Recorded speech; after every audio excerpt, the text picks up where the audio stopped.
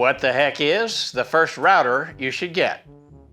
Hola, woodworkers. Paul Carlson here, small workshop guy. Let's suppose you're just getting into the woodworking hobby, or you're just starting to add to your tools and you haven't bought a router yet, and you're wondering which router should you buy first.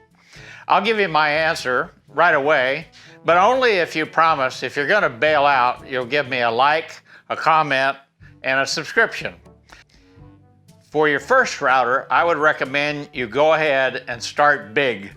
Get yourself over a 2 horsepower router of some sort with a plunge base with the ability to handle both 1/4 inch and 1/2 inch size of shafts or bits, what we call collets, and get yourself an edge guide.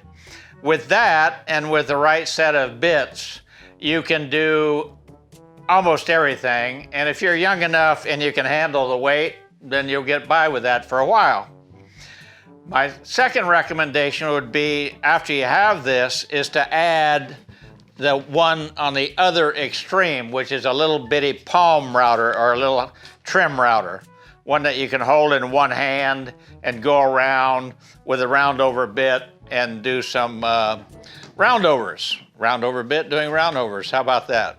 Or you can trim lamination and things of that nature. What I did as a beginner was I made several mistakes. First, I went to Home Depot and I think this Ryobi router was $69.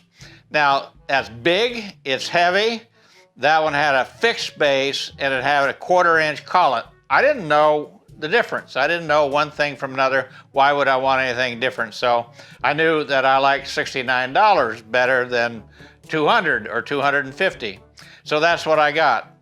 Totally useless, very difficult to adjust the height, don't like it at all, and so I'll probably give it away to somebody. Then I figured, well, that's too big and too clumsy and it doesn't have a plunge base, so I'd like something that I could use for trimming, but also that would do other things, including using the plunge base. So I got a Bosch Colt. That's small, it's a little over 1 horsepower, but it does only have a 1/4 inch collet. So that meant I was stuck with using just the bits that were not very substantial, that had this small 1/4 inch shaft on them. I like it, it's cool, but frankly, I don't use it anymore. And so that's why I recommend get yourself a big multi-use one. You could even put this one into your router table and get yourself a small handheld trim router. The key thing to remember is that the size of the shaft on the bits is critical.